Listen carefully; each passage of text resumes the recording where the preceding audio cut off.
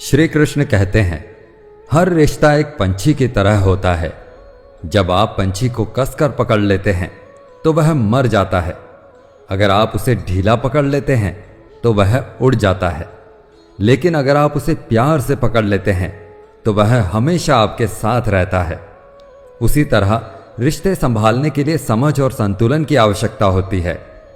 यदि हम किसी रिश्ते को अत्यधिक नियंत्रण में रखने की कोशिश करते हैं, हर बात पर बंधन लगाते हैं, तो वह धीरे धीरे घुटने लगता है और अंततः टूट जाता है।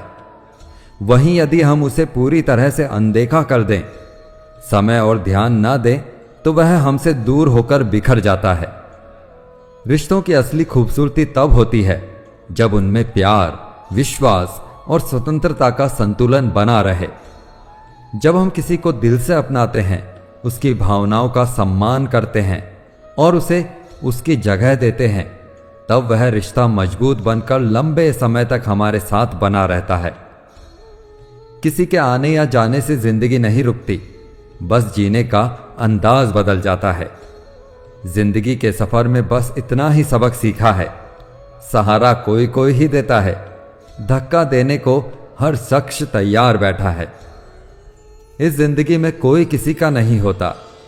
हम सोचते हैं कोई तो है जो सिर्फ हमारा है, पर वक्त आने पर वह भी हमारा नहीं होता। पहले खुद पर ध्यान दो, फिर दूसरों को ज्ञान दो। कभी कभी घटिया लोगों का इलाज घटिया तरीकों से ही करना पड़ता है।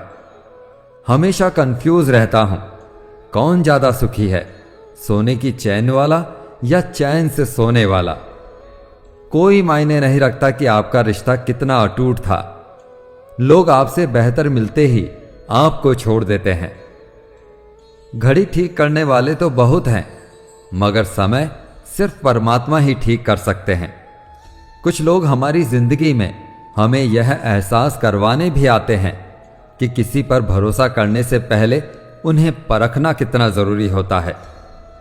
श्री कृष्ण कहते हैं, जब आप भगवान का ध्यान करें तो हमेशा यही प्रार्थना करें कि हे प्रभु, अगर किसी समय मैं आपकी उंगली पकड़ना भूल जाऊं तो भी आप मेरी बाह पकड़ना कभी मत भूलना।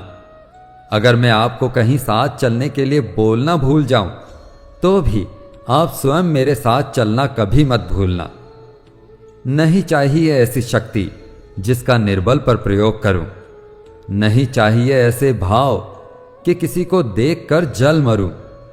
ऐसा ज्ञान मुझे मत देना प्रभु, अभिमान जिसका होने लगे।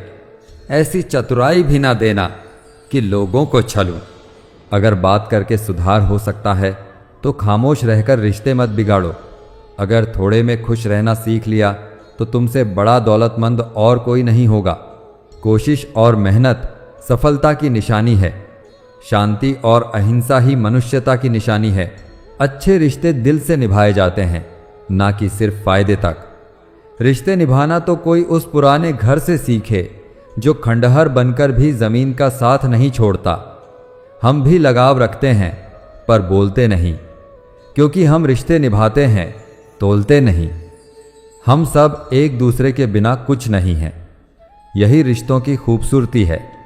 बड़े प्यारे होते हैं ऐसे रिश्ते जिन पर कोई हक भी ना हो और कोई शक भी ना हो। घड़ी की सुई की तरह जीवन में अपने रिश्तों को बनाए रखें। कोई फर्क नहीं पड़ता कि कोई तेज है और कोई धीमा, मायने रखता है जुड़े रहना। आजकल इंसान के पास ईमेल है, लेकिन इंसान का इंसान से कोई मेल नहीं है। अपना दिल और भरोसा किसी को मत देना, नहीं तो लोग इसे तोड़कर ही वापस देते हैं। तुम रिश्ता उससे ही बनाना जो जानता हो उसको निभाना। कर्म वह फसल है जिसे इंसान को हर हाल में काटना ही पड़ता है। इसीलिए हमेशा अच्छे बीज बो ताकि फसल अच्छी हो। किसी को धोखा देना एक कर्ज है जो आपको एक दिन किसी दूसरे के हाथों से खाकर चुकाना पड़ेगा। जहां आप कुछ नहीं कर सकते, वहां भी एक चीज जरूर कीजिए, कोशिश। श्री कृष्ण कहते हैं कि इंसान के धैर्य और धर्म की परीक्षा कठिन समय में ही होती है। जब समय आपके विपरीत चल रहा हो तो धैर्य रखना सबसे बेहतर होता है। भगवान ने इंसान को जब बनाया था तो उसे सब चीजें दी, पर एक चीज इंसान के हाथों से नीचे गिर गई, जिसे भगवान ने अपने पैरों के नीचे दबा दिया। इंसान के चले जाने के बाद भगवान से किसी ने पूछा, आपने अपने चरणों के नीचे क्या छुपाया है जो इंसान को वापस नहीं दिया? तब भगवान बोले, मैंने अपने चरणों के नीचे शांति छुपाई है। इंसान सदैव इसके लिए तरसता रहेगा। वह हर जगह इसे ढूंढेगा पर नाकाम रहेगा, और आखिर में उसे यह शांति मेरे चरणों में आकर ही मिलेगी।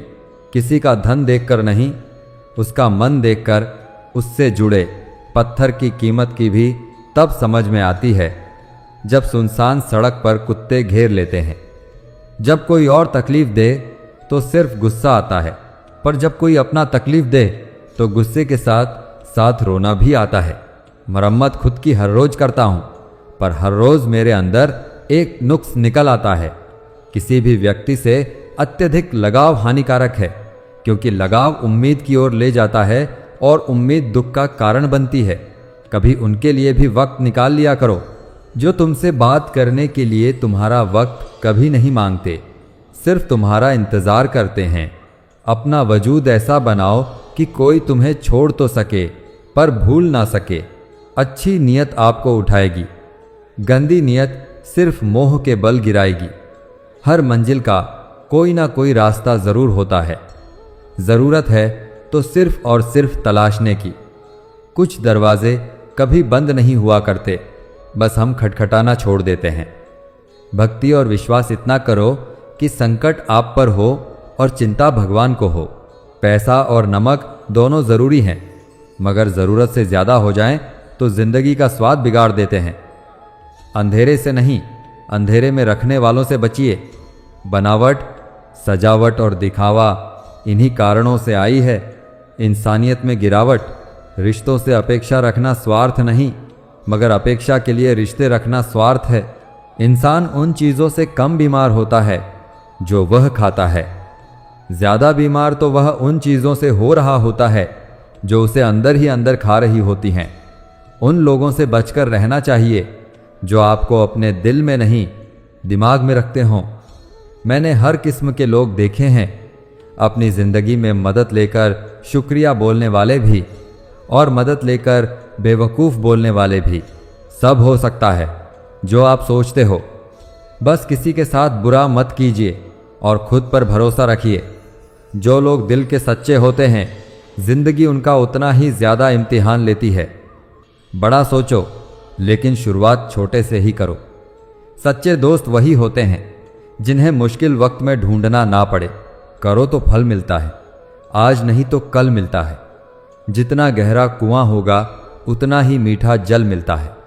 अगर खुशी चाहते हो तो तारीफें सुनो, और खुद को बेहतर बनाना है तो निंदा सुनो। ज़रूरत पड़ने पर लोग बिना रिश्ते के भी रिश्ता बना लेते हैं, और ज़रूरत खत्म होने पर बने बनाए रिश्तों से मुंह मोड़ लेते हैं। नहीं खाई ठोकरें सफ़र में तो मंजिल की अहमियत कैसे जानोगे? अगर नहीं टकराए गलत से तो सही को कैसे पहचानोगे? लोग भी कमाल करते हैं। उम्मीद इंसान से लगाकर शिकवे भगवान से करते हैं। रिश्ते धीरे धीरे ही खत्म होते हैं, बस पता अचानक से चलता है। कुछ लोग चप्पल जैसे होते हैं, साथ तो देते हैं पर पीछे से कीचड़ उछालते रहते हैं। वे रिश्ते बहुत कमज़ोर होते हैं जो दूसरों की बातों में आकर तोड़ दिए जाते हैं। सोच का ही फर्क होता है, वरना समस्याएं आपको कमज़ोर नहीं बल्कि मजबूत बनाने आती हैं। कर्मों से डरिए, ईश्वर से नहीं। ईश्वर माफ़ कर देता है, कर्म नहीं। सब कुछ करो मगर किसी की बुराई मत करो, क्योंकि बुराई आपको भी बुरा बना देती है। जरा सा पैर जो फिसला, इल्ज़ाम उस चप्पल पर लगाया सबने। महीनों तपती ज़मीन और कांटों से बचाया जिसने दुनिया बड़ी भुलक्कड़ है। केवल उतना ही याद रखती है जितने से उसका स्वार्थ है। नाम और बदनाम में फ़र्क इतना है, नाम खुद कमाना पड़ता है और बदनामी लोग आपको कमा के दे देते हैं। कभी फुर्सत में अपनी गलतियों और कमियों पर भी गौर करना, दूसरों को आईना दिखाने की सारी हसरतें खत्म हो जाएंगी। एक जैसी नज़र आती थीं वे माचिस की तीलियाँ, मगर कुछ ने दिए जलाए और कुछ ने घर जला डाले। खुद को व्यस्त रखना सीखो, क्योंकि चिंता करने से कुछ नहीं मिलता।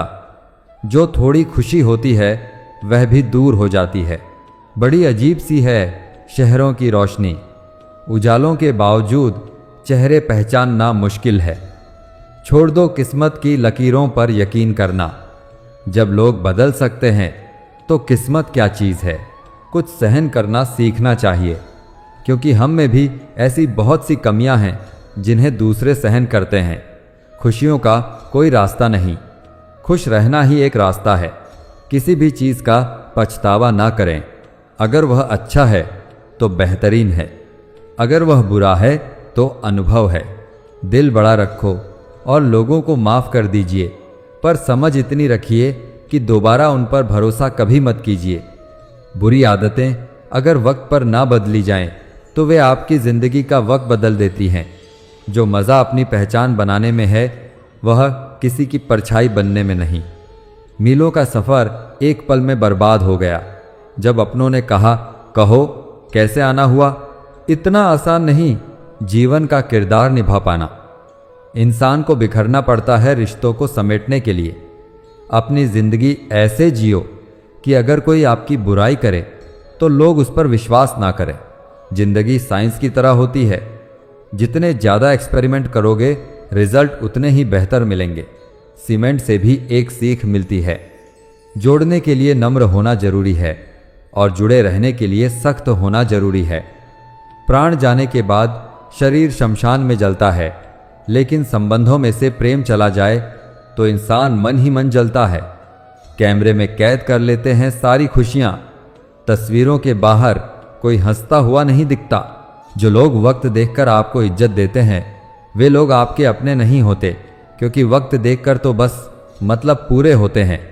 इतना कमज़ोर मत बनो कि कोई आपको तोड़ सके, बल्कि इतना मजबूत बनो कि आपको तोड़ने वाला खुद ही टूट जाए।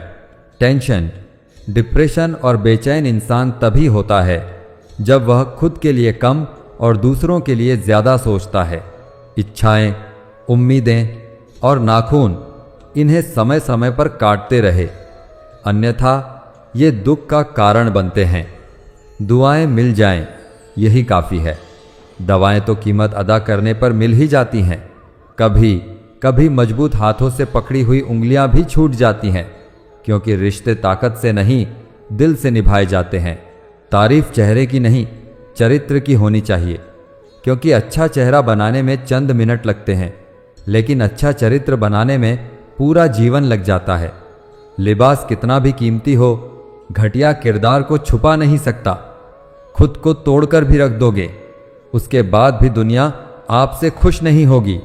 हवाओं की भी अपनी अजब सी आदतें हैं। कहीं बुझी राख भड़का दें तो कहीं जलते चिराग बुझा दें। अगर चाहते हो कुछ बड़ा करना तो अपनी सोच बुलंद रखना, क्योंकि कमज़ोर सोच इंसान को गिराती है और उसके इरादों को कमज़ोर बनाती है। साइलेंट मोड पर सिर्फ फ़ोन अच्छा लगता है, रिश्ते, नाते और दोस्त नहीं। क्या खूब मजबूरी है। गमले में लगे पेड़ों की हरा भी रहना है और बढ़ना भी नहीं।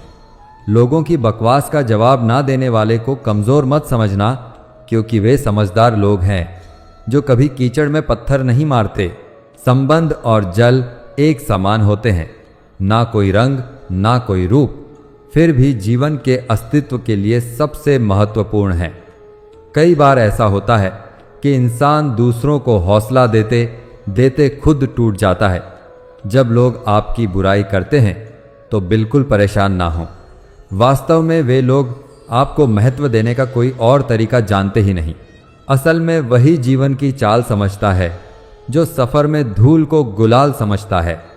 जिंदगी में कुछ मित्रता नादान से भी रखना आवश्यक है, क्योंकि ज़रूरत पड़ने पर समझदार लोग अक्सर व्यस्त ही रहते हैं। जीवन को केवल दो ही शब्द नष्ट करते हैं, एक अहम और दूसरा वहम। रिश्तों में बढ़ती हुई नफरत का एक कारण यह भी है कि आजकल लोग गैरों को अपना बनाने में और अपनों को नज़रअंदाज करने में लगे हैं। इंसान सब कुछ भूल सकता है, सिवाय उन पलों के जब उसे अपनों की ज़रूरत थी और वे साथ नहीं थे। सुकून इस दुनिया की सबसे महंगी चीज़ है, इसीलिए सस्ते लोगों के पीछे इसे कभी मत गंवाना। कामयाब होने के लिए अकेला ही आगे बढ़ना पड़ता है। लोग तो तभी साथ आते हैं जब आप कामयाब हो जाते हैं। बहुत कुछ पाने वाले बहुत कुछ खोया करते हैं। इस दुनिया में हंसने वाले सबसे ज्यादा रोया करते हैं। लोग कहते हैं कि अच्छे दिल वाले लोग हमेशा खुश रहते हैं, पर मेरे ख्याल में एक अच्छा दिल लगभग हमेशा ही चोट खाता है, क्योंकि वह दूसरों से बस अच्छे बर्ताव की उम्मीद रखता है। जीवन को इतना शानदार बनाओ कि आपको याद करके किसी निराश व्यक्ति की आंखों में भी चमक आ जाए। जीवन में दो तरह के लोग नाकाम होते हैं। पहले जो सोचते हैं लेकिन करते नहीं, और दूसरे जो करने से पहले सोचते नहीं। हार और जीत दोनों ही परिस्थितियों में संयम रखना यह एक ज्ञानी ही कर सकता है। मटके तो थोड़ा सा खाली होते ही बजने लगते हैं और थोड़ा सा भरते ही छलकने लगते हैं। किसी के ना होने का एहसास सभी को होता है, लेकिन किसी की मौजूदगी की कदर किसी को नहीं होती। बस अपनी आदतों से ही मजबूर है आदमी, वरना सही गलत की समझ हर किसी को होती है। ठीक हूं यह तो हम किसी से भी कह सकते हैं, लेकिन परेशान हूं यह कहने के लिए कोई बहुत खास चाहिए। कैसे कह दूं कि बदले में कुछ नहीं मिला। सबक भी कोई छोटी चीज नहीं है। जो कहते हैं जिंदगी बिकती नहीं, उन्होंने दवाइयों की दुकानों की कतारें नहीं देखी। रावण लोगों के मन में निवास कर रहा है और राम सिर्फ मंदिर में। जीवन में जब भी हम खराब दौर से गुजरते हैं तो मन में यह विचार जरूर आता है कि परमात्मा मेरी परेशानियां देखता क्यों नहीं है, मेरी परेशानियां दूर क्यों नहीं करता। लेकिन सुख दुख तो हमारे जीवन का हिस्सा है। जीवन है तो परेशानियां भी होंगी। जब सब दरवाजे बंद हो जाएं, तब एक दरवाजा कभी बंद नहीं होता, और वह है ईश्वर का दरवाजा। उम्मीद ईश्वर से रखो, दुनिया से नहीं। मैंने कहा अपराधी हूं मैं, ईश्वर ने कहा क्षमा कर दूंगा। मैंने कहा परेशान हूं मैं, ईश्वर ने कहा संभाल लूंगा। मैंने कहा अकेला हूं मैं, ईश्वर ने कहा हमेशा साथ हूं मैं। मैंने कहा उदास हूं मैं, ईश्वर ने कहा नजर उठाकर देख, हर वक्त तेरे आसपास हूं मैं। भगवान के पास दो शक्तियां हैं, एक है माया और दूसरी है भक्ति। जब कोई भगवान के समक्ष जाता है और भगवान को प्रणाम करता है तो वह पूछते हैं बोलो क्या चाहिए, माया या भक्ति। भक्त पूछता है भगवान दोनों में क्या अंतर है। भगवान बोले देखो दोनों में एक ही अंतर है। अगर तुम्हें नाचना है तो माया ले जाओ, और अगर मुझे नचाना हो तो भक्ति ले जाओ। क्योंकि जीव जिसके वश में रहे उसका नाम माया, और भगवान जिसके वश में रहे उसका नाम भक्ति। भगवान के राज्य में समस्त संसार नाचता है, जबकि भक्ति के राज्य में भगवान स्वयं नाचते हैं। किसी ने पूछा भक्ति क्या है? बहुत ही प्यारा जवाब आया, भक्ति हाथ पैरों से नहीं होती, वरना विकलांग कभी ना कर पाते। भक्ति ना ही आंखों से होती है, वरना सूरदास कभी ना कर पाते। ना ही भक्ति बोलने और सुनने से होती है, वरना गूंगे बहरे कभी ना कर पाते। और ना ही भक्ति धन और ताकत से होती है, वरना गरीब और कमजोर कभी ना कर पाते। भक्ति केवल भाव से होती है, एक एहसास है।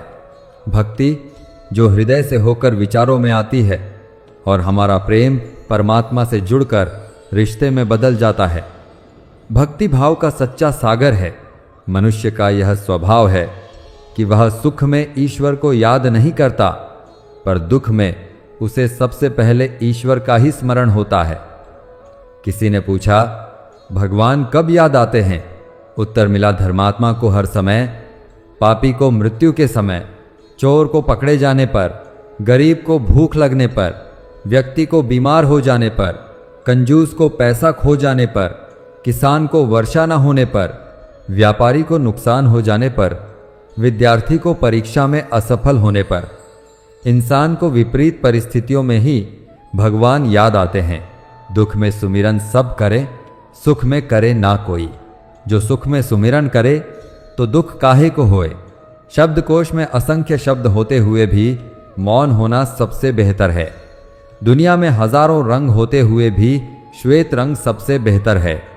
खाने को दुनिया भर की चीजें होते हुए भी उपवास शरीर के लिए सबसे बेहतर है। देखने को इतना कुछ होते हुए भी आंखों से भीतर देखना सबसे बेहतर होता है। सोने की लंका और पुष्पक विमान तो रावण के पास थे। राम ने तो वनवास ही देखा था। राजपाट तो कंस के पास था। जेल में जन्म तो कृष्ण ने लिया था। राजमहल में तो कौरव ही रहते थे। वनवास तो पांडवों को भोगना पड़ा था। संघर्ष हमेशा सत्य के साथ चलता है।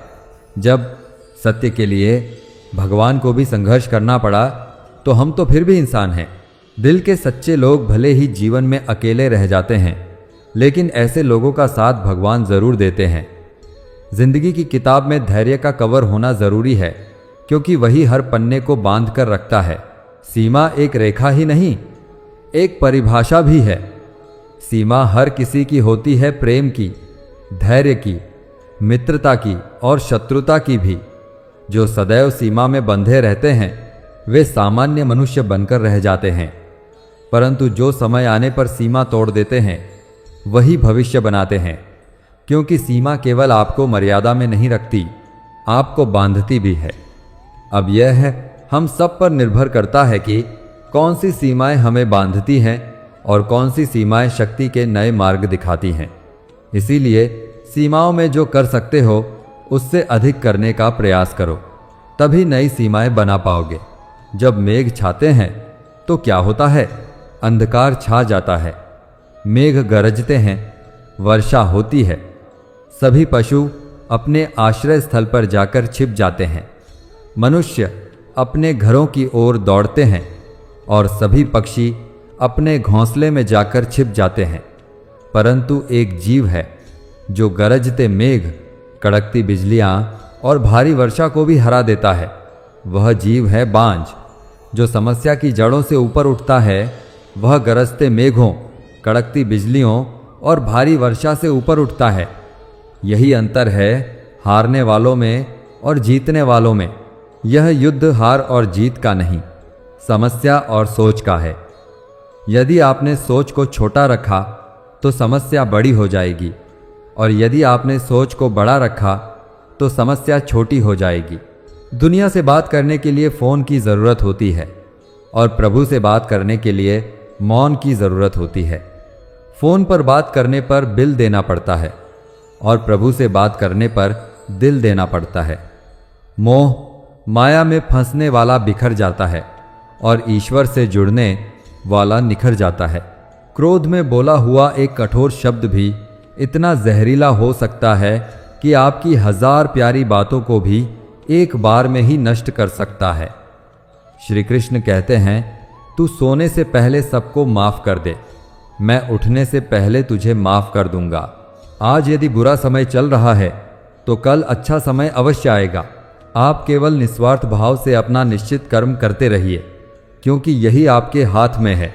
हमारे द्वारा किए गए किसी भी कर्म का परिणाम क्या होगा या हमें उसका क्या फल मिलेगा और कब मिलेगा, यह तो सिर्फ ऊपर वाला ही जानता है। बात बहुत छोटी है पर गहरी है।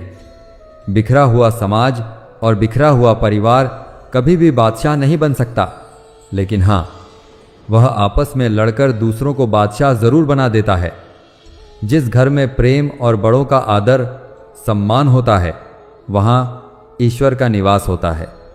प्यार बंटा तो रामायण लिखी गई और संपत्ति बंटी तो महाभारत लिखी गई। याद रखना कि इंसान का पतन उस वक्त शुरू हो जाता है जब वह अपनों को गिराने की सलाह दूसरों से लेने लगता है। पत्थर किसी जानवर, कुत्ते या बिल्ली के ऊपर मारते हैं तो जानवर डरकर भाग जाता है। अब वही पत्थर लीजिए और एक मधुमक्खी के छत्ते पर मारिए, फिर देखिएगा कि मधुमक्खियां आपका क्या हाल करती हैं। पत्थर वही है और आप भी वही हैं। बस फर्क यही है कि जानवर अकेला था और मधुमक्खियां समूह में थीं। एकता में ही शक्ति होती है। संयुक्त रहिए, संगठित रहिए, प्यार से रहिए। कोई चाहे कितना भी महान क्यों ना हो जाए, पर कुदरत कभी किसी को महान बनने का मौका नहीं देती। कंठ दिया कोयल को तो रूप छीन लिया, रूप दिया मोर को तो इच्छा छीन ली, इच्छा दी इंसान को तो संतोष छीन लिया, संतोष दिया संत को तो संसार छीन लिया। मत करना कभी गुरूर अपने आप पर। इंसान, ईश्वर ने तेरे और मेरे जैसे कितनों को मिट्टी से बनाकर मिट्टी में मिला दिया। रेस में जीतने वाला घोड़ा नहीं जानता कि कामयाबी क्या होती है। वह दौड़ता है तो सिर्फ अपने मालिक से मिलने वाली तकलीफ की वजह से।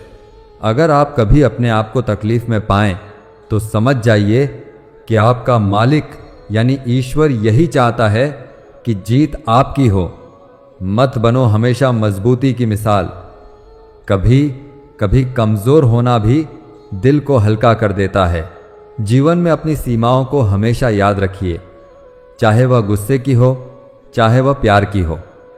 और यह भी याद रखें कि चीज़ें इस्तेमाल के लिए होती हैं और लोग प्यार करने के लिए, पर हम उल्टा ही करते हैं, चीज़ों से प्यार और लोगों का इस्तेमाल। यह दुनिया कितनी निराली है। जिनकी आंखों में नींद है उनके पास अच्छा बिस्तर नहीं, और जिनके पास अच्छा बिस्तर है उनकी आंखों में नींद नहीं। जिनके मन में दया है उनके पास देने के लिए धन नहीं, और जिनके पास धन है उनके पास दया नहीं। जिसको भूख है उसके पास खाने को कुछ नहीं, और जिसके पास खाने को है उसके पास भूख नहीं। कोई अपनों के लिए रोटी छोड़ देता है तो कोई रोटी के लिए अपने छोड़ देता है। प्रत्येक मनुष्य सफलता के लिए कार्य करता है। कुछ सफल होते हैं, कुछ नहीं होते, और जो सफल नहीं होते वे सदा अपनी असफलता का कारण अपनी परिस्थितियों को बताते हैं। परंतु क्या वास्तविकता में ऐसा होता है? क्या कोई स्थिति या कोई व्यक्ति किसी की असफलता का कारण बन सकता है? उत्तर में हाँ भी और नहीं भी। कैसे? आपने तितली को देखा होगा, आपने एक मक्खी को भी देखा होगा। प्रकृति ने दोनों को समान गुण दिए हैं रसपान करने के, लेकिन एक तितली जो फूलों पर जाकर उसका रस लेती है और इस अवस्था में नए फूल खिलाने की व्यवस्था भी करती है, और मक्खी घाव पर बैठती है, घाव को संक्रमित करती है और रोग भी फैलाती है। यदि इसमें किसी बात का अंतर है तो केवल सोच का।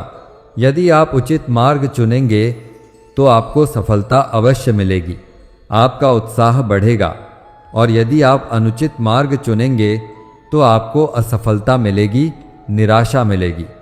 उचित मार्ग चुनना है या अनुचित मार्ग, यह निर्णय आप पर निर्भर करता है। सच्चे इंसान को झूठे इंसान से अक्सर ज़्यादा सफाई देनी पड़ती है। छोटी सोच शंकाओं को जन्म देती है, जबकि बड़ी सोच समाधान को। अगर आप हारने से डरते हैं तो जीतने की उम्मीद ना रखें। बनना है तो नमक की तरह बनो, जो सबके साथ घुल मिल जाता है। मंजिल चाहे कितनी भी ऊंची क्यों ना हो, रास्ते हमेशा पैरों के नीचे होते हैं। बहुत ज़्यादा मीठा बोलने वालों से और ज़्यादा तारीफ करने वालों से सावधान रहना चाहिए, क्योंकि लोग मीठा सिर्फ तभी बोलते हैं जब उन्हें आपसे अपना मतलब निकालना होता है। जिंदगी में कोई विश्वास तोड़े तो उसका दिल से धन्यवाद करो, क्योंकि वही लोग सिखाते हैं कि विश्वास सोच समझ कर करना चाहिए। जिस चीज़ को आप कमा सकते हैं उसे मांग कर अपनी वैल्यू कम करने की कोई ज़रूरत नहीं। जब जेब में रुपए हों तो दुनिया आपकी औकात देखती है, और जब जेब में रुपए ना हों तो दुनिया आपको अपनी औकात दिखाती है। एक कड़वी बात हमेशा याद रखना, वह इंसान कभी आपकी वैल्यू नहीं समझेगा जिसके लिए आप हमेशा उपलब्ध रहोगे। शीशा और रिश्ता दोनों ही बड़े नाजुक होते हैं। दोनों में सिर्फ एक ही फ़र्क है, शीशा गलती से टूट जाता है और रिश्ता गलत फहमियों से। दुनिया सिर्फ उन्हीं का हालचाल पूछती है जो पहले से ही खुश हों। जो तकलीफ में हों उनके तो मोबाइल नंबर भी खो जाते हैं। हंसते हुए लोगों की संगत इत्र की दुकान जैसी होती है। कुछ ना खरीदो फिर भी रूह महका देती है। यह नादानी भी सच में बेमिसाल है। अंधेरा दिल में है और दिए मंदिरों में जलाते हैं। कर्म का थप्पड़ इतना भारी और भयंकर होता है कि हमारा जमा हुआ पुण्य कब खत्म हो जाए पता भी नहीं चलता। पुण्य खत्म होने पर समर्थ राजा को भीख मांगनी पड़ती है। इसलिए कभी किसी के साथ छल कपट करके किसी की आत्मा को दुखी ना करें। कोई अच्छा लगे तो बात करना, पर ध्यान रहे कि उस पर निर्भर मत होना। अपने उसूलों के खिलाफ तो सारी जिंदगी जी जा सकती है, मगर खुद के खिलाफ एक पल भी नहीं। संसार में सबसे ज्यादा वजनदार खाली जेब होती है, चलना भी मुश्किल कर देती है। किसी पेड़ के कटने का किस्सा ना होता अगर कुल्हाड़ी के पीछे लकड़ी का हिस्सा ना होता। अच्छी बातें पढ़ने की आदत हो तो अच्छी बातें करने की आदत अपने आप बन जाती है। मैं दूसरों की दृष्टि में क्या हूं, यह महत्वपूर्ण नहीं है। महत्वपूर्ण यह है कि मैं स्वयं की दृष्टि में क्या हूं। सच्चाई और अच्छाई की तलाश में चाहे पूरी दुनिया घूम लो, अगर वह हमारे अंदर नहीं है तो कहीं भी नहीं है। जिंदगी तुम्हें वह नहीं देगी जो तुम्हें चाहिए, जिंदगी तुम्हें वह देगी जिसके काबिल तुम हो। बैठना भाइयों में चाहे बैर ही क्यों ना हो, भोजन करना माता पिता के साथ चाहे जहर ही क्यों ना हो। बोझ कितना भी हो लेकिन कभी उफ तक नहीं करता। कंधा पिता का बड़ा मजबूत होता है, चलते रहना चाहिए चाहे जीवन जैसा भी हो। सुख में देखो तो कष्ट सहने की ताकत मिलेगी, दुख में देखो तो आनंद के क्षण याद आएंगे। जिसने सफलता को पाया है उसने पहले अपनी हालात को सुधारा है। अच्छे रहोगे तो लोग टांग अड़ाएंगे तुम्हारे कदम में, क्योंकि वे जानते हैं तुम गिर जाओगे। बुरा बनकर तो देखो, वे ऐसा सोचेंगे भी नहीं, क्योंकि इससे शायद तुम उनकी टांगे तोड़ दोगे। अच्छे और बुरे लोगों में यही फर्क होता है। अच्छे लोगों की अच्छाइयों में भी लोग उनके खिलाफ होते हैं और बुरे लोगों की बुराइयों में भी दुनिया उनके साथ होती है। बुरा बनने में और बुरा होने में बहुत फर्क है। अपने काम से काम रखना यह अलग बात है। जो बड़ी बड़ी मुश्किलों को भी पार कर जाते हैं, अक्सर उन्हें छोटी छोटी बातें रुला देती हैं। अच्छे बनो, लेकिन इतने भी नहीं कि दुनिया आपकी अच्छाइयों का गलत फायदा उठा ले। दिल खोलकर जियो। उम्र दुनिया और समाज की सोचोगे तो हमेशा सोचते ही रह जाओगे। झूठ इसलिए बिक जाता है क्योंकि सच को खरीदने की सबकी औकात नहीं होती। चुप रहकर सहते हो तो आप अच्छे हो, और अगर बोल पड़े तो आपसे बुरा कोई नहीं। सच को तमीज ही नहीं बात करने की। झूठ को देखो कितना मीठा बोलता है। बहुत आसान है किसी गरीब को खुश करना। उसे महंगे तोहफे नहीं, बस थोड़ा सा प्यार चाहिए। दो तरह के लोग बहुत ज्यादा परेशान रहते हैं। एक तो वह जो ना नहीं कह पाते, और दूसरे वह जो ना नहीं सुन पाते। जब कहानी खुद की होती है तब गलती हमेशा दूसरों की होती है। हमें अक्सर महसूस होता है कि दूसरों का जीवन अच्छा है, लेकिन हम भूल जाते हैं कि उनके लिए हम भी दूसरे ही हैं। किसी के पास सब कुछ हो तो जलती है दुनिया, और किसी के पास कुछ ना हो तो हंसती है दुनिया। जब लगने लगे कि जिंदगी में अब कुछ नहीं रखा, समझ लेना बेहतर जिंदगी अब आने वाली है। किसी की खातिर खुद को इतना मत गिरा देना कि खुद की कोई इज्जत ही ना रहे। पहुँच लो बहते हुए अपने इन आंसुओं को। भला कौन रहना पसंद करता है टपकते हुए मकानों में। किसी की कट रही है जिंदगी, कोई काट रहा है। जिंदगी में खुश है वह जो जी रहा है।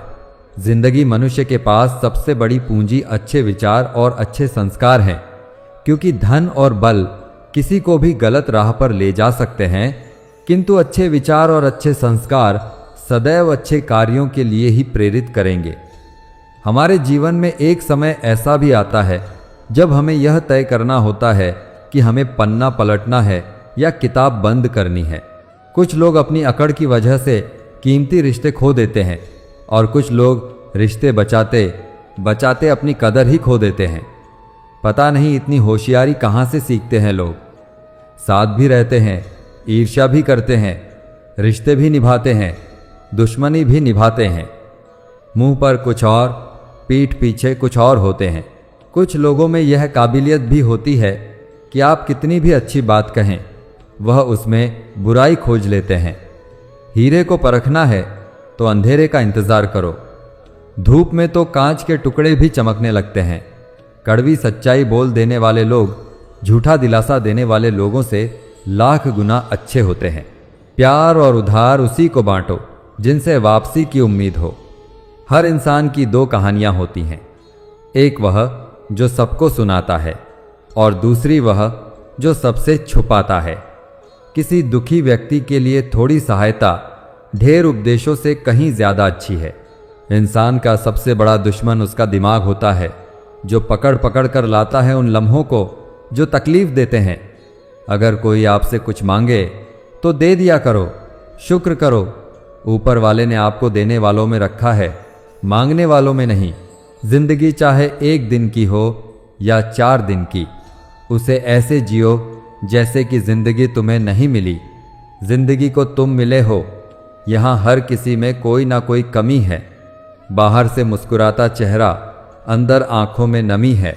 हर चीज की कीमत इंसान को 2 परिस्थितियों में समझ आती है, उस चीज को पाने से पहले और उस चीज को खोने के बाद। इसलिए जो आपके पास है उसकी कद्र करें। जिंदगी मानो एक साइकिल की तरह होती है, बैलेंस बनाए रखने के लिए लगातार चलना पड़ेगा। दरवाजे पर लिखा था, आज मैं बहुत दुखी हूं, कोई भी मेरे पास मत आना। सच्चा दोस्त अंदर आया और बोला, मुझे पढ़ना नहीं आता। मेरे दोस्त, रिश्ते भले ही कम बनाओ लेकिन दिल से निभाओ, क्योंकि आजकल इंसान अच्छाई के चक्कर में अच्छे को खो देते हैं। जब इंसान सफल होने लगता है तब लोग खुश नहीं होते बल्कि जलने लगते हैं। बात तो सिर्फ जज्बातों की होती है, वरना मोहब्बत तो 7 फेरों के बाद भी नहीं होती। कद्र करो उनकी जो तुम्हें दिल से चाहते हैं, वरना चेहरे पर तो हर कोई मरता है। दूध, दही, छाछ, मक्खन, घी सब एक ही वंश के हैं, फिर भी सबकी कीमत अलग है। क्योंकि श्रेष्ठता जन्म से नहीं बल्कि अपने कर्म और गुणों से प्राप्त होती है। सब कुछ सीख ही ज्ञान नहीं है, कुछ बातों को नज़रअंदाज करना भी ज्ञान है। तुम बस सब्र करो, भगवान पर भरोसा करो, वह चमत्कार भी होगा जिसका तुम्हें इंतज़ार है। चिंता मत करो, एक दिन भगवान तुम्हें खोई हुई मुस्कुराहटें लौटा देंगे। फिर तुम पहले की तरह मुस्कुराओ। लोग कीचड़ उछालें तो परवाह ना करो। इंसान केवल वही दे सकता है जो उसके पास होता है। श्री कृष्ण कहते हैं, कर्म की गठरी लाद के जग में फिरे इंसान, जैसा करे वैसा भरे, विधि का यही विधान। कर्म करे किस्मत बने, जीवन का यह मर्म। प्राणी, तेरे भाग्य में तेरा अपना कर्म। किसी के साथ गलत करके अपनी बारी का इंतजार जरूर करना, क्योंकि जैसे बछड़ा 100 गायों में भी अपनी मां को ढूंढ लेता है, ठीक वैसे ही कर्म अपने कर्ता को ढूंढ लेता है। जो गड्ढा हम दूसरों के लिए खोदते हैं उसमें एक ना एक दिन हम खुद ही गिरते हैं। इसलिए यदि मन की सोच सुंदर हो तो सारा जग सुंदर लगता है। चेहरे की चमक और घर की ऊंचाई पर कभी नहीं जाना चाहिए, क्योंकि जिस घर में बुजुर्ग मुस्कुराते हैं तो समझ लीजिए उस घर में स्वयं भगवान निवास करते हैं। बहुत समय पहले एक सुंदर राज्य था जिसका नाम रामपुर था। इस राज्य का राजा धर्मवीर एक अत्यंत न्यायप्रिय और धर्मपरायण शासक था। राजा अपने राज्य में सुख और समृद्धि लाने के लिए कड़ी मेहनत करता था और उसका एक ही उद्देश्य था, अपनी प्रजा के जीवन को शांतिपूर्ण और खुशहाल बनाना। परंतु जितना वह प्रयास करता उतनी ही बार वह जीवन की अनिश्चितताओं और भाग्य के खेल को देखकर चिंतित हो जाता था। राजा ने अपनी प्रजा के बीच कई बार देखा कि कुछ लोग कड़ी मेहनत और अच्छे कर्म करने के बाद भी दुखी और कष्ट में रहते हैं, जबकि कुछ लोग बिना किसी विशेष प्रयास के सुखी जीवन व्यतीत करते हैं। इन परिस्थितियों ने राजा के मन में एक गहरी शंका उत्पन्न कर दी। क्या भाग्य का लेखा पहले से ही तय होता है या इसे इंसान अपने कर्मों से बना सकता है? राजा धर्मवीर का मन इस सवाल में उलझ गया था और वह इसका उत्तर जानने के लिए बेचैन था। राजा ने अपने दरबार के सभी ज्ञानी और विद्वान पंडितों से इस प्रश्न का उत्तर पाने की कोशिश की, परंतु कोई भी संतोषजनक उत्तर नहीं दे सका। तभी दरबार के एक पुराने मंत्री ने सुझाव दिया, महाराज, राज्य के बाहर एक आश्रम है जहां एक महान गुरुजी निवास करते हैं। कहा जाता है कि वे जीवन के गहरे रहस्यों को जानते हैं और उनके पास हर प्रश्न का उत्तर है। यदि आप इस सवाल का समाधान चाहते हैं तो आपको उनके पास जाना चाहिए। राजा धर्मवीर ने तुरंत निश्चय किया कि वह गुरु जी के पास जाएंगे और इस प्रश्न का उत्तर जानेंगे। अगले ही दिन वह अपने कुछ सेवकों और मंत्रियों के साथ गुरु जी के आश्रम की ओर रवाना हो गए। गुरु जी का आश्रम जंगल के मध्य में स्थित था, जहां शांति और सौम्यता का वातावरण था। जैसे ही राजा आश्रम पहुंचे, उन्होंने देखा कि वहां अनेक लोग गुरु जी के दर्शन के लिए आए हुए थे और सभी की आंखों में एक अजीब सी चमक और संतोष था। राजा ने गुरु जी के सामने प्रणाम किया और अपनी शंका उनके सामने रखी। गुरुदेव, राजा ने विनम्रता से कहा, मेरे मन में एक गहरा प्रश्न है। मैं यह जानना चाहता हूं कि भाग्य का लेखा कौन लिखता है? क्या यह पहले से ही तय होता है या क्या हम इसे अपने कर्मों से बना सकते हैं? गुरुजी ने राजा की आंखों में गहरे धैर्य और जिज्ञासा को देखा और एक हल्की मुस्कान के साथ बोले, धर्मवीर, यह प्रश्न अत्यंत महत्वपूर्ण है। इसका उत्तर पाने के लिए जीवन और कर्म के गहरे अर्थ को समझना आवश्यक है। भाग्य का लेखा इंसान के कर्मों से ही लिखा जाता है, लेकिन इसे समझने के लिए मैं तुम्हें मार्गदर्शक कहानियां सुनाता हूं। ये कहानियां तुम्हारे प्रश्न का उत्तर देंगी। गुरुजी ने राजा को एक पुरानी कहानी सुनाई जो एक गरीब ब्राह्मण की थी। यह ब्राह्मण अत्यंत ईमानदार और साधु प्रवृत्ति का था। उसने जीवन भर तपस्या, पूजा और ईमानदारी से जीवन बिताया था। वह कभी किसी के प्रति द्वेष या दुर्भावना नहीं रखता था और हमेशा धर्म के मार्ग पर चलता था, परंतु उसकी स्थिति बेहद दयनीय थी। उसका परिवार अत्यंत गरीबी में जी रहा था। ब्राह्मण ने सोचा, मैंने जीवन भर अच्छे कर्म किए हैं, फिर भी मुझे इतना कष्ट क्यों मिल रहा है? क्या यह मेरा भाग्य है जिसे मैं नहीं बदल सकता? एक दिन ब्राह्मण ने अपने गांव के मंदिर में जाकर भगवान से प्रार्थना की। उसने कहा, हे प्रभु, मैंने हमेशा आपका नाम लिया है, सदैव अच्छे कर्म किए हैं, फिर भी मेरी स्थिति इतनी खराब क्यों है? क्या यह मेरा भाग्य है? क्या मेरा भाग्य कभी नहीं बदलेगा? तभी मंदिर में एक साधु आया। वह ब्राह्मण की प्रार्थना सुन रहा था। साधु ने ब्राह्मण से पूछा, हे ब्राह्मण, तुम इतने दुखी क्यों हो? ब्राह्मण ने साधु से अपनी व्यथा कही। साधु ने उसे एक रहस्यमय स्थान पर जाकर एक विशेष साधना करने का सुझाव दिया। वहां साधु ने कहा, तुम्हें अपने जीवन का असली कारण समझ आएगा और यह भी कि तुम्हारा भाग्य क्यों ऐसा है। ब्राह्मण ने साधु की बात मानी और वह उस स्थान पर गया। वहां उसे एक दिव्य स्थान मिला, जहां ध्यान करते हुए उसे एक दृश्य दिखा। उसने देखा कि उसके पिछले जन्मों में उसने कुछ ऐसे कर्म किए थे जिनका फल अब उसे भुगतना पड़ रहा था। ब्राह्मण ने यह भी देखा कि वह अब अपने वर्तमान जन्म के अच्छे कर्मों के कारण अगले जन्म में सुखी और समृद्ध होगा। उसे यह भी समझ में आया कि भाग्य कोई स्थायी चीज नहीं है, बल्कि कर्मों से लगातार बनता और बदलता रहता है। गुरुजी ने कहा, धर्मवीर, यह पहली कहानी यही बताती है कि हर व्यक्ति के कर्म ही उसके भाग्य का निर्माण करते हैं। ब्राह्मण के पिछले कर्मों के फलस्वरूप उसे गरीबी का सामना करना पड़ा, लेकिन उसके वर्तमान कर्म उसके भविष्य को उज्जवल बना रहे थे।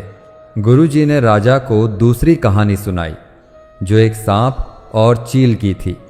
यह कहानी गहरे प्रतीकात्मक अर्थों से भरी थी और राजा को भाग्य और कर्म के संबंध को और स्पष्ट रूप से समझाने के लिए थी।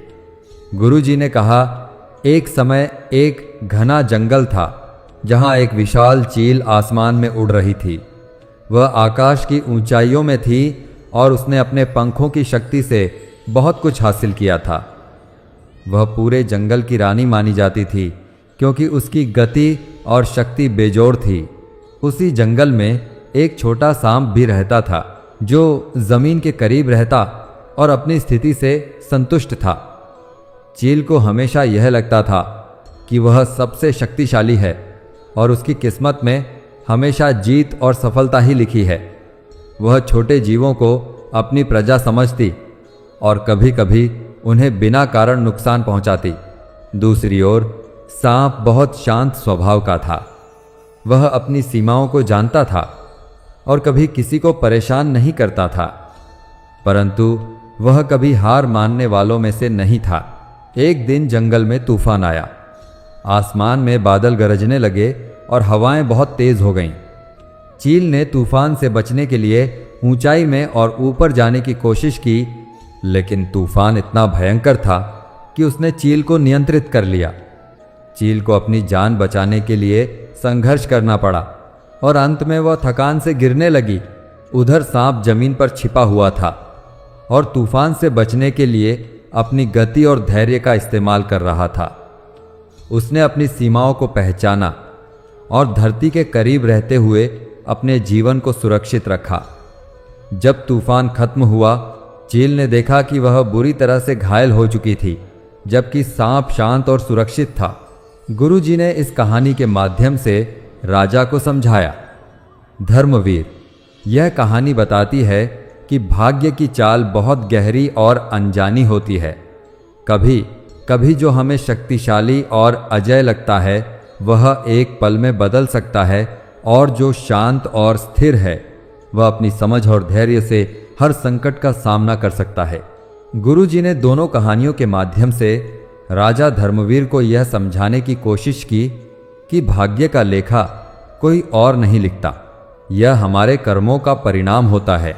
हम अपने कर्मों से अपने भविष्य का निर्माण करते हैं और भाग्य को बदलने का एकमात्र उपाय अच्छे कर्म है। भाग्य और कर्म एक दूसरे से जुड़े होते हैं और जीवन का सही मार्ग वही है जो हमें अपने कर्मों के प्रति जागरूक करता है। राजा धर्मवीर ने गुरुजी के चरणों में सिर झुकाया और कहा, गुरुदेव, आपने मेरी आंखें खोल दी। मैं अब समझ गया हूं कि जीवन में कर्म ही सबसे महत्वपूर्ण है और वही हमारा भाग्य लिखते हैं। गुरुजी ने आशीर्वाद देते हुए कहा, धर्मवीर, अब तुम अपने राज्य में कर्म का महत्व फैलाओ। लोगों को यह समझाओ कि उनका भाग्य उनके कर्मों पर निर्भर करता है और वे अपने अच्छे कर्मों से अपने जीवन को बदल सकते हैं। राजा धर्मवीर ने गुरुजी के निर्देशों का पालन करते हुए अपने राज्य में कर्म और धर्म का संदेश फैलाया। वह स्वयं भी अधिक से अधिक अच्छे कार्यों में संलग्न हो गए और उन्होंने अपनी प्रजा को भी सच्चे कर्मों के मार्ग पर चलने के लिए प्रेरित किया। राजा धर्मवीर को गुरुजी के उपदेशों ने भीतर तक प्रभावित किया था। वह वापस अपने महल की ओर लौटे, लेकिन उनके हृदय और मस्तिष्क में अब एक नई दृष्टि, नई समझ और गहरा संतोष था। अब उन्हें यह भली भांति ज्ञात हो गया था कि भाग्य कोई स्थायी और अपरिवर्तनीय शक्ति नहीं है, बल्कि इसे इंसान के कर्म ढालते हैं। महल लौटते ही राजा ने अपने मंत्रियों और दरबारियों को एक विशेष सभा के लिए बुलाया। उन्होंने अपनी प्रजा के बीच यह संदेश फैलाने का आदेश दिया कि कर्म ही भाग्य का निर्माण करते हैं और हर व्यक्ति को अपने कर्मों का महत्व समझना चाहिए। राजा धर्मवीर ने अपने राज्य के लिए कई योजनाएं बनाई, जिनमें उन्होंने यह सुनिश्चित किया कि हर नागरिक को अपने अच्छे कर्म करने का अवसर मिले।